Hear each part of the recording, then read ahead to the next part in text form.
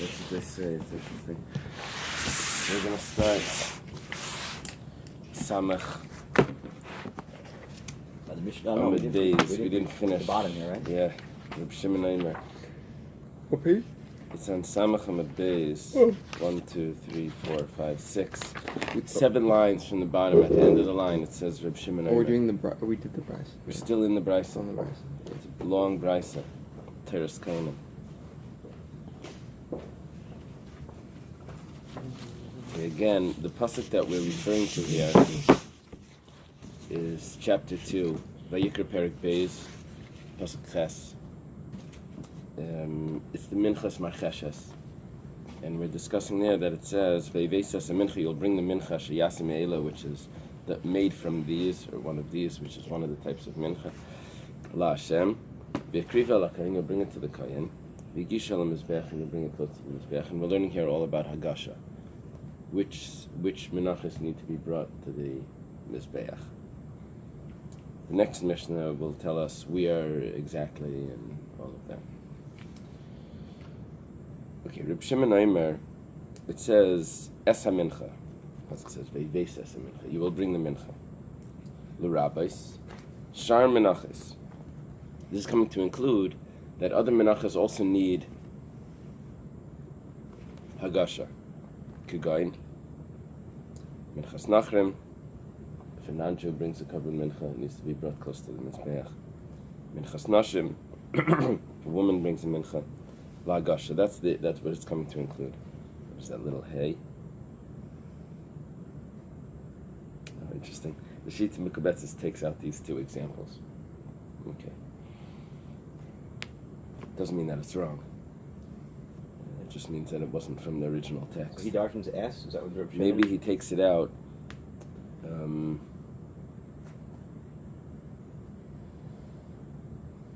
Because Rashi says that the example is Shar Menachos Kegain Shal Chayte.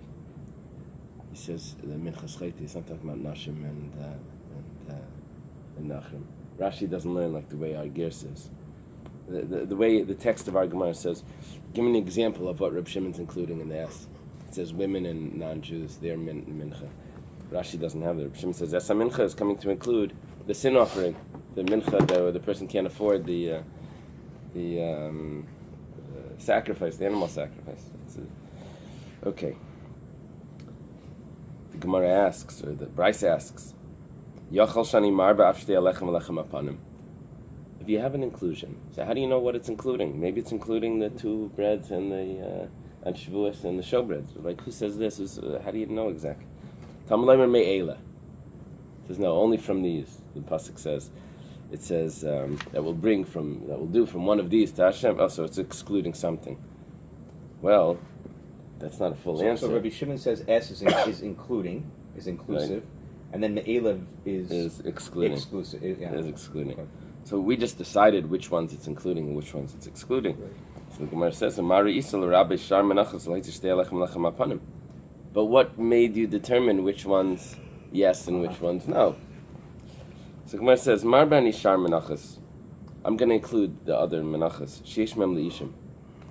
They have the similarity to the menachos that need hagasha because they have part of it that's brought on the fire. Doesn't have anything brought on the fire. So it's not brought on the fire. It's too different. And so the barometer is whether or not it's brought on the fire. Yeah, that would be the comparative factor, the point that's the common factor. Gemara says 1 second. If that's the factor, the determining factor. So v'aloi minchas nesachim kula li'ishim. Minchas nesachim is the flour and oil that comes along with every sacrifice. And the rule is that it's not brought to the corner of the mizbeach, like it doesn't have the din of hagasha. So it's totally burnt. And it doesn't have hagasha, and it's totally burnt. So you say, if it's burnt, you have hagasha. That doesn't have hagasha, and it's burnt. Yachal yetun hagasha, maybe it should require hagasha. Talmud leimar v'hikriva. It says you will bring it. Only it. It's excluding. So we're excluding the minchas nesachim. The Gemara says, how is the word hikriva excluding Menachos because it says Nesachim? v'hikriv, The hikriv. it would mean he brings. General, v'hikriva is like saying v'hikriv Isa, he brings it. Okay. The Gemara says, 1 second. Va'apikte, you used already, we're in Reb Shimon's opinion here, and Reb Shimon used v'hikriv to teach me, or v'hikriva to include a minchas saita. That v'hikriva, and it says v'hikriv Isa, that the Kayan brings her mincha. So the comparison of v'hikriv, that makes it that the minchas saita also needs hagasha. Now you're telling me that v'hikriva is excluding the minchas nesachim. Va'apikte means you've already learned out from that something. You've used it up. So the Gemara explains v'hikriv v'hikriva. You could have said v'hikriv, and he will bring. Now you said v'hikriva, you're going to bring it, so that's the exclusion. Mara East, the Gemara now asks. So basically what we did here was you included Shar Menachos, and you excluded Minchas Nesachim, and you excluded also the Shtei Lechem Lechem Apanim. We understood why you exclude the Shtei Lechem Lechem Apanim, because it's not burnt. But why did you exclude the Minchas Nesachim? Mari Isal Rabbi Shar Menachos, Lo Yitzi Minchas Nesachim. Why are you including other Menachos and excluding Minchas Nesachim? Both of them are burnt on the, or have a part at least that's burnt on the altar. We're on top of the page 61. Is the Wait, you said is that good? Yeah, I mean, I can move Minchas back a little Nesachim. bit. Remind me again, but you do bring which was the one you don't bring the Nesachim, right? Right. There's no hagasha. So Gemara But says it's all burnt. Yeah. Oh yeah. It's all burnt. Gemara says Mar ben Ishar Menachos Shabbos Beglal Atzman. Thank you. I include the other Menachos that because they come on their own. Minchas Nesachim are auxiliary. They come together with a sacrifice. So the comparison is stronger. Other Menachos than Minchas Nesachim. Moitziani Minchas Nesachim she'enim ba beglal atzman. Okay. The Gemara says, 1 second. This following question is only a question to Reb Shimon, because Reb Shimon said in the Mishnah that Minchas Kayanim and Minchas Kayan Mashiach don't have Hagasha because there's no Kamitza. So the Gemara says like this: Minchas Kayanim, Minchas Kayan Mashiach Bais beglal atzman. You said that your factor that will determine if it has Hagasha is if it's comes on its own, or if it's brought together with something else, or brought together with the sacrifice. Minchas Kayanim is brought on its own. Yachal Yitunas Hagasha, maybe that should require Hagasha. Talmud Laimar v'higisha, you will bring it. Says 1 second. V'higisha, that's the main word. Right. You can't say that word is extra. Haimi ba'ilei legufei shetu'una Hagasha. You need that word to tell me that you need Hagasha. Now you're using it for something else. Now you're using it to exclude Minchas Kain. You're just using the hay, no? Ah, very good. Gemara says min v'hegish v'higisha. You learned so much Gemara, you've already learned the style. It's v'higisha, and it could have said v'hegish or v'higish. Okay, now we have a question. Amari Yisrael Rabbi Shar Menachos Leitzi Minchas Kain and Minchas Kain Mashiach. So why do you include the other Menachos and you exclude Minchas Kain and Minchas Kain Mashiach? Which is basically, this is the pattern here. We say that we're including one, excluding one, and then we ask, well, why do you choose to exclude that one? And then we say, well, that one, the comparison is more closer, and that one is more distant. So we say, Mar ben Ishar Menachos sheyesh mem liishim u'bais beglal atzma. Okay, two factors. A regular mincha, or the Shar Menachos, whichever one it is, according to Rashi, Minchas Chaytei, according to the text that we have, it's a guy's mincha or a woman's mincha. Those, they come on their own, and part of it is burnt on the fire. V'yesh mem l'kayanim, and part of it goes to the kayanim. Moitzi ani shtei alechem lechem apanim. I'm going to exclude the two breads and the lechem apanim, the show bread. She'im hem liishim, nothing is on the fire. I'm going to exclude a minchas nesachim, she'ein ba beglal atzma, because it doesn't come on its own. And I'm going to exclude Minchas Kain and Minchas Kain Mashiach, she'imem l'kayanim, because no one eats it. If a Kain brings a mincha, the whole thing goes on the altar. No, wait. I didn't also have the coin. So what we did was we have three categories of menachos that are not that don't require hagasha.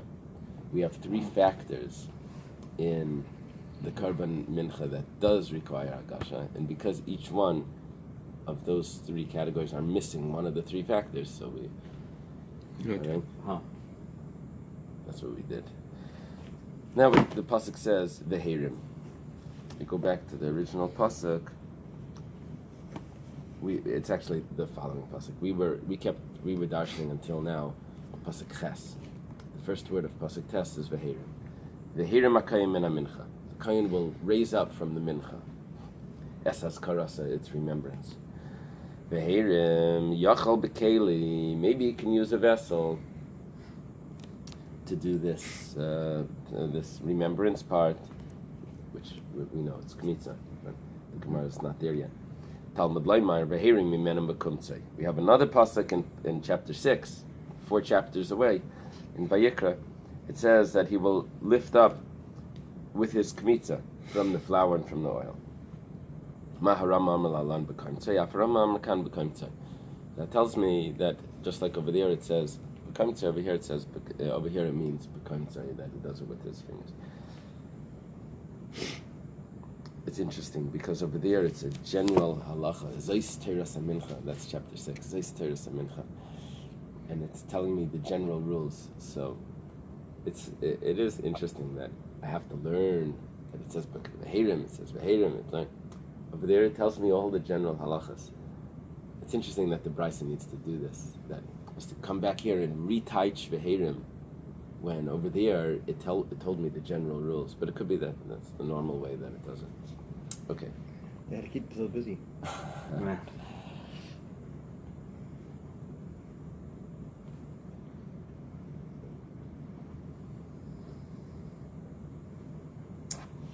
You know who worked on Sefer Vayikra? There was Rabbi Tzvi Hoffman. Was a Rosh Yeshiva in Germany.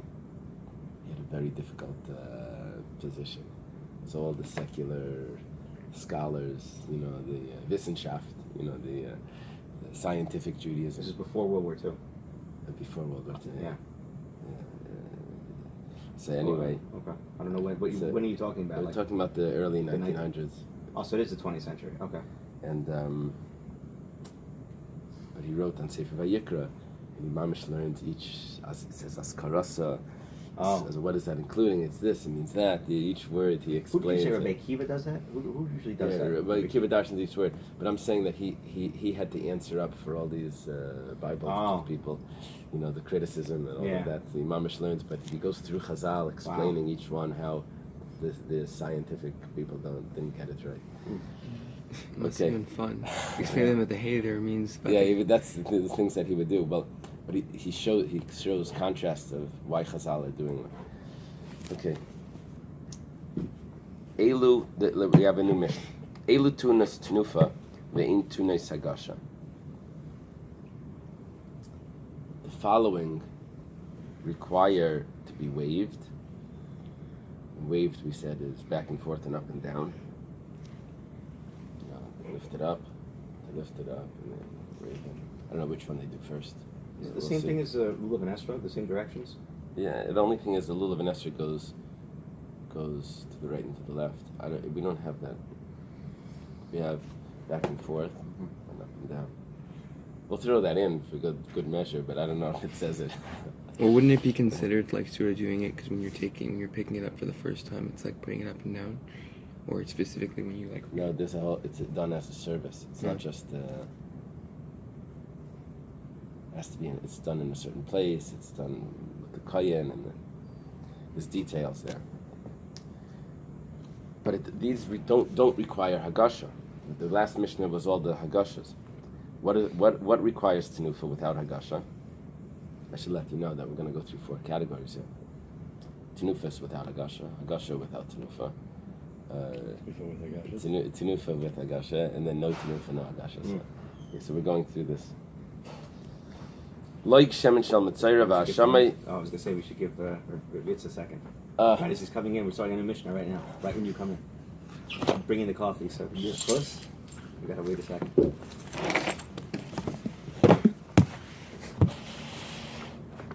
I want to take a break and make a cup of coffee. I didn't bring my coffee.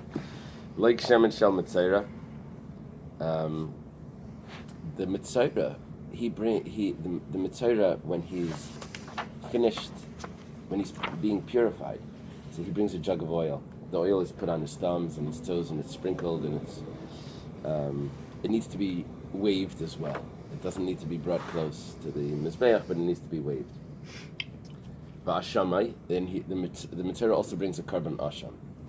It also needs to be waved. Waved means that he has to lift up the animal. Okay? V'habikurim kedivri Rabbi Eliezer ben Yaakov. In Bikurim, according to Rabbi Eliezer ben Yaakov, Bikurim are the first fruits of the land of Israel. According to Rabbi Eliezer ben Yaakov, they need to be waved. And they don't need to be brought close to the Mizbeach. Why is it just Rabbi Eliezer ben Yaakov? We're going to see. It must be someone argues. We're going to say later that we have other opinions that say the same thing, and why did we choose Rabbi Eliezer ben Yaakov? We'll see. Okay. Ve'imuri shalmi yachid, the limbs of a individual shlamim, the chazav v'sheik shalahem, and the chest and the leg, echad anashim v'echad nashim b'Yisrael, whether it's a man or a woman that's bringing the sacrifice, v'loi ba'acherim, but not by others. Gemara's going to need to explain what do you mean not by others. Does it mean not by goyim? Does it mean that the women themselves don't do it? We'll see. But Elisha ben Abuya. Actually, that's Acher, right? Acherim, yeah, interesting. Acherim is Reb Meir. Acher is Elisha ben Abuya. Acherim Ayrim is Reb Meir. Okay. It's Reb Meir.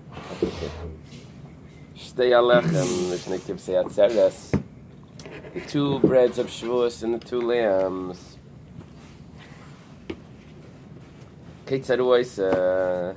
How does he do it?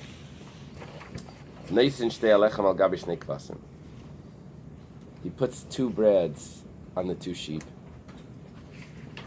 You see, the Mishnah doesn't explain exactly, but the Tosefta says it more clearly, that he puts one bread on each sheep, and then he waves each one individually. Because two breads on each sheep means that you have one sheep piled on top of another one, with the two breads piled on top.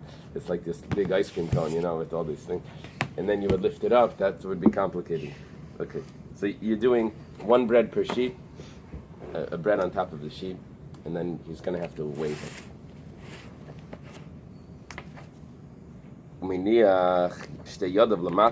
He puts his two hands underneath. And now we know which one comes first. Maybe back and forth, and then up and down. So it's similar. Well, it's not similar to the lulav. As the lulav, you go front, up, down, and back. Right.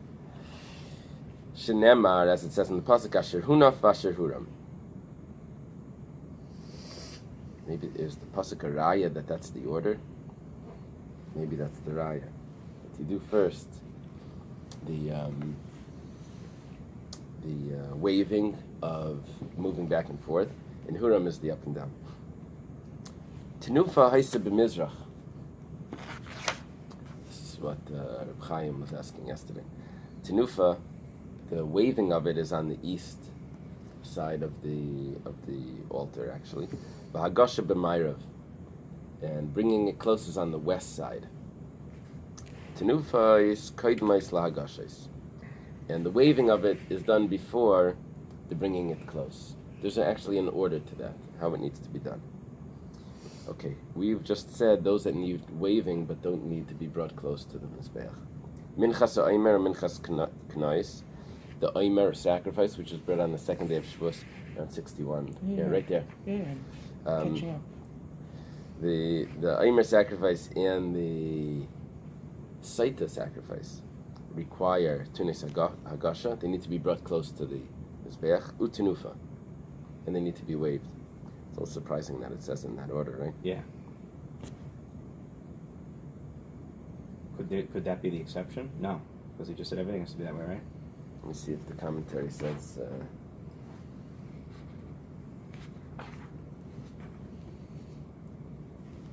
no comment here.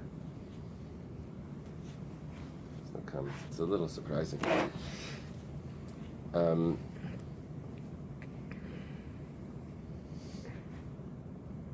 Maybe the reason is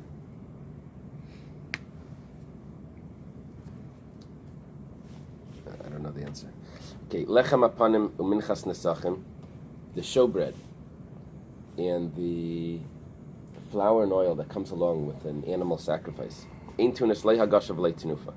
They don't require being close brought close to the altar, and they don't need to be waved. Okay, Reb Shimon Aimer, gimel minim tunim gimel mitzvahs. There's 3 sacrifices that require 3 mitzvahs. I would like to do this with they call it a Venn diagram. You have the 3 circles with the middle one. Is that a Venn diagram, right? You have the middle one has combined characteristics of both, but it doesn't work exactly. You need to put the middle one on the top. There's 4.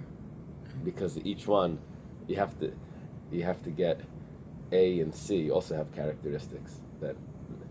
So there's 3 mitzvahs. There's 3 sacrifices, and each of the sacrifices have 2 of the mitzvahs, but not through all 3.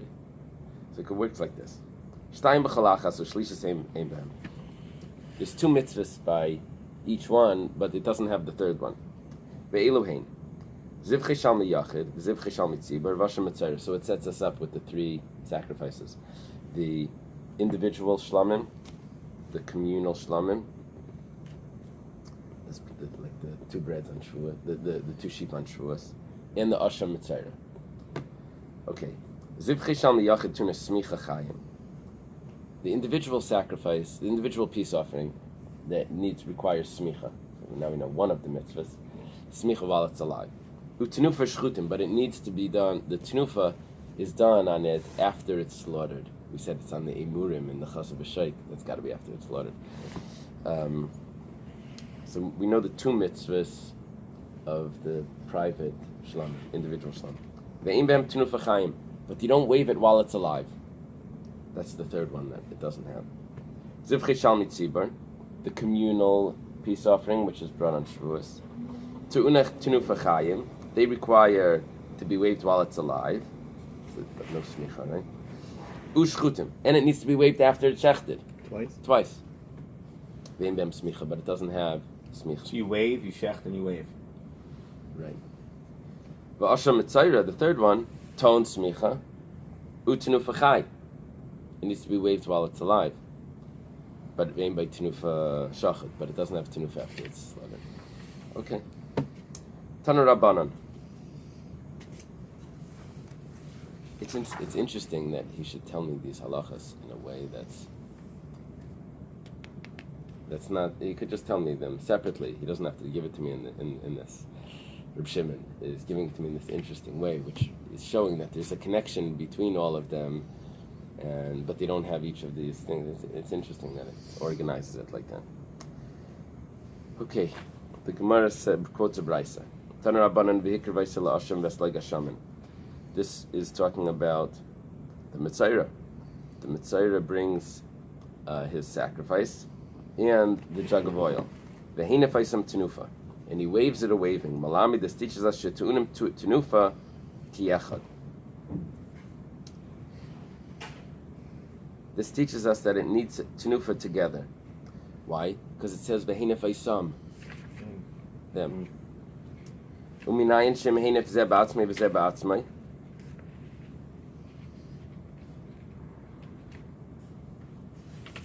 How do you know that if you wave them separately that it's yatsa, that it's good enough? It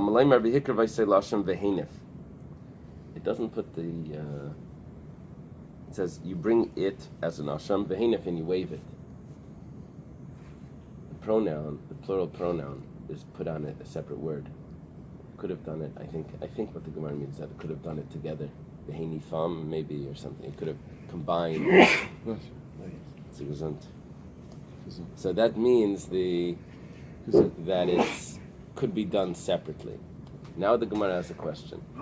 It's the brisa. Yachal yanef v'yachser v'yanef. maybe what it means is that you should wave them together, and then you should wave them separately as well, because we have two sources. One that they should be together, Isam, and one is just Vehenif. So Talmud Lemmer Tenufa V'leit Tenufais. It says Vehenif Isam Tenufa. You wave them as a waving, but not as wavings. So individually. No, Tenufa doesn't tell me individually. Tenufa tells me that you only wave it once. Oh.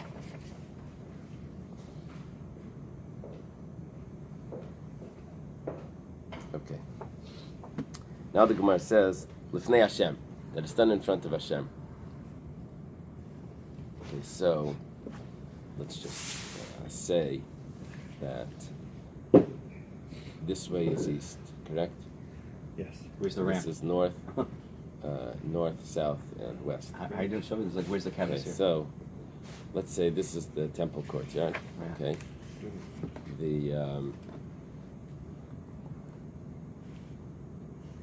The east side is where we're walking in from. The Kodesh HaKadoshim is down here.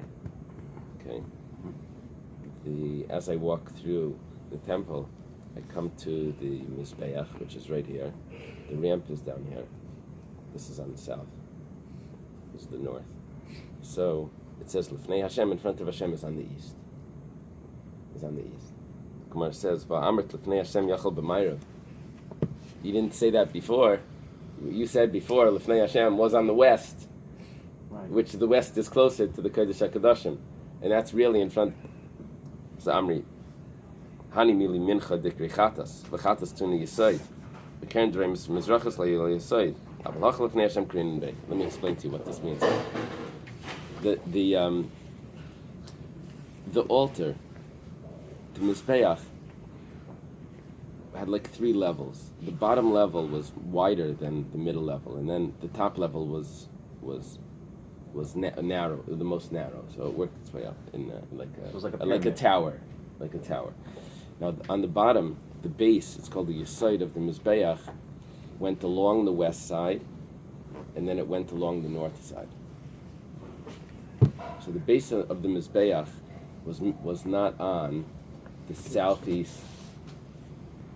It's not on the southeast. The south side or the southeast side? Well, it wasn't on the southeast corner. Oh, right. The south side had a ramp. You're right. Oh, But perfect. it went a little bit onto the southwest, a little bit like an amma in, Gotcha. and it went a little bit on the northeast, an amma in. But this corner itself did not have it. So we had a problem. By a chatas, the blood of a chatas needs to be put on the base in front of Hashem. So I could say, okay, what's the base in front of Hashem? I could say the mincha side or the ma'ariv side. Problem is the mincha side, the mizrach side doesn't have a base. So over there, what's in front of Hashem, and it has a base, it needs to be on the west, not on the east. Over here, where we're not dealing with a carbon mincha, which is called a chatas. We're not dealing with that. So therefore, when we say it needs to be in front of Hashem, the east is also in front of course, the west is in front of Hashem. But the east is also in front of Hashem. And the reason why I can do that is because I don't need a base. So the east is also included as being in front of Hashem. See, here it says that the reason why you do on the east side is because a non-Kohen can't go on the west side. And the person has to do with the Kohen. Some commentaries say. Tell me more. Tell me what else it says. What it is? Who's it quoting That from? must be performed by the owner together with the Kohen. So hence, a non-Kohen is not permitted in the area of the west of the altar. The tenufa must be performed on the eastern side. Does it say how far east? Because he really shouldn't be going all the way up there either. It doesn't say. Who's that a quote from? Tarsa Kodesh Chesed Shlomo Siv Ben Gershon. Oh, interesting. Okay. Scoot over. He's in the Right. seat. Yeah. He's Over there. That's why I scooted over. Doesn't matter. It's the seat, not the location. Alright, let's go.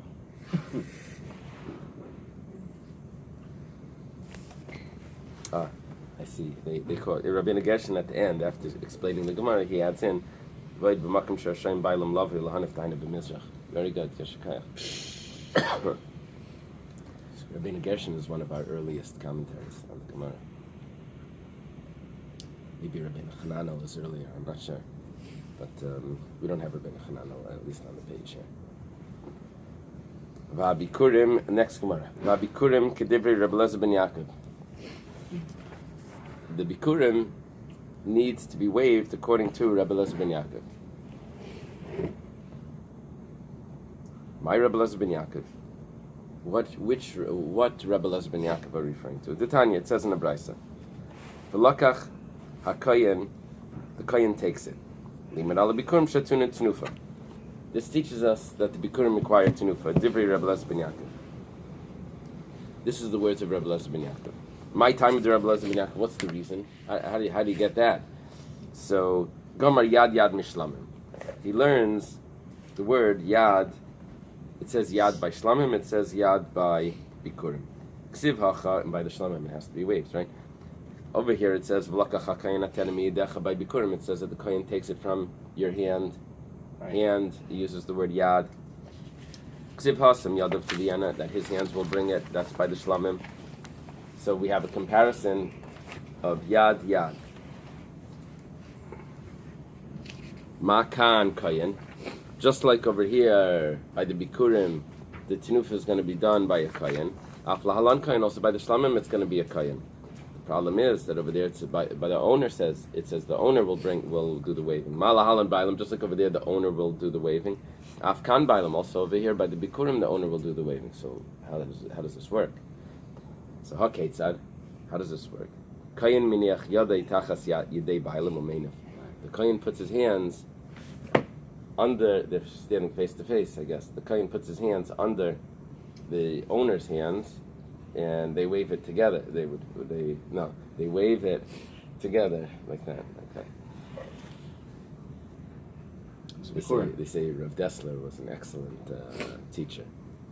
They say that when he would teach, so when he wanted to give an example, so of someone throwing something, so he wouldn't go like this, because that the crowd may think that that's catching, because they just think it's coming to them. He would go like this.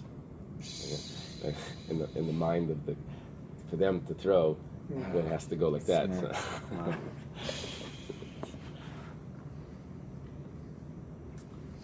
Okay, so V'leima nami kedivrei Rabbi Yehuda. Why do we say that bikurim according to Rabbi Elazar ben Yaakov? We have a Rabbi Yehuda that says the same thing. The Tanya was taught in the Bais. Rabbi Yehuda says v'hinachtai,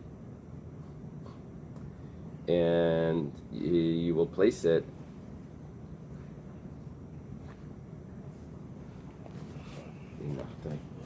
And he will place it. Zut